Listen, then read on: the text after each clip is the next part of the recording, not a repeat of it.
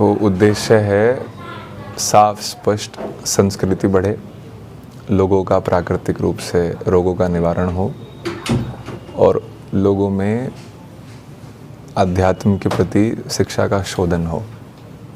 मैं जैसे भ्रमण कर रहा हूँ, मैंने देखा पूरे राज्य में बहुत धार्मिक स्थल हैं, धार्मिक लोग हैं, जान बहुत कुछ लिया है, लागू ना कर पाने की वजह से शिव शक्ति को सिर्फ पूजना मात्र पर्याप्त नहीं, उनके जीवन में उनकी साधना हो, शक्ति और शिव कभी भी एक दूसरे से दूर ना हो और लोग कभी भी बीमार ना हो। मैं ये तो नहीं कहूँगा मैं अस्पतालों के विपरीत हूँ, पर मैं ये ज़रूर कहूँगा कि मैं प्रकृति के साथ हूँ, कि प्राकृतिक रूप से लोग ठीक हों। तो ऐसा उद्देश्य बनाकर कि यहाँ पर लोग प्राकृतिक रूप से बेहतर हो जाएं, आनंदित रहें, ध्येय बनाया है, संकल्प लिया है कि पूरे गुजरात राज्य में जितने ध्यान के भवन हो सकते हैं, मंदिर हमारे पास पर्याप्त हैं, वहाँ पर लोग पूजा अर्चना करते हैं, इसीलिए कि वो आनंदमय रह सकें।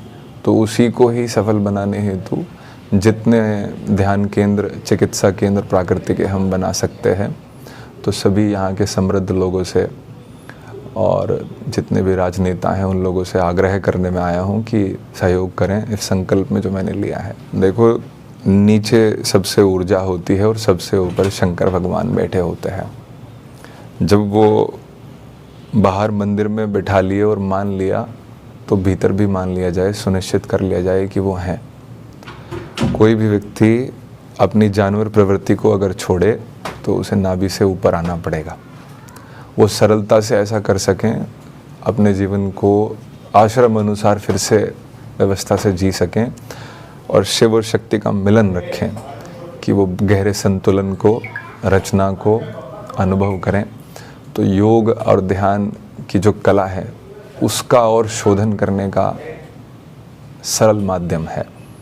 लोगों ने थोड़ा अविद्या में ले लिया है योग को।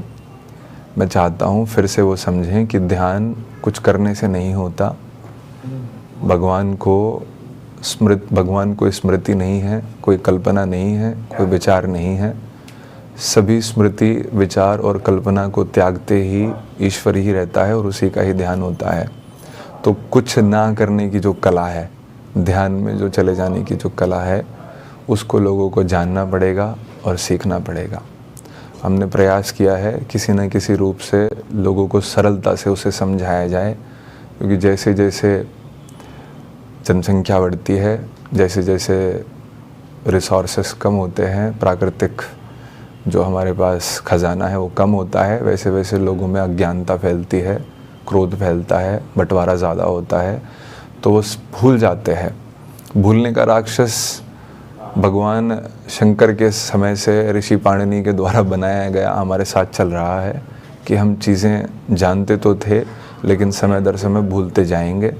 तो लोगों ने ये भ्रांति पाल ली है कि ध्यान उनके जीवन में जो आनंद लेकर आ सकता है वो कुछ करने से आएगा। वो भारी एक गलती हुई है, उसको सुधारने हेतु शिक्षा का शोधन किया जाएगा और लोगों को एक सरल मार्गदर्शन किया जाएगा, जिससे कि वो ज़्यादा आनंदित, ज़्यादा संतुलित, ज़्यादा रचनात्मक रह सकें। और ये कोई बड़ी बात नहीं है। अगर कोई व्यक्ति 2-2 दिन, 4-4 दिन, 5-5 दिन अपने जीवन के निकालता है साल भर में भी, तो उसमें भी उसको ओमकार से दीक्षित किया जा सकता है, जो कि हर शास्त्र के, हर श्लोक के, हर सूत्र के पहले भी है और बाद में भी है, हर मंदिर में है, हर ग्रंथ में है। तो मेरा उद्देश्य है उसकी शिक्षा को और ज़्यादा फैलाना और ओमकार को सिर्फ संगीत बनाकर ना रखकर क्रिया के अंतर्गत उसे ग्रहण करना और अपने जीवन में उसका आनंद पाना।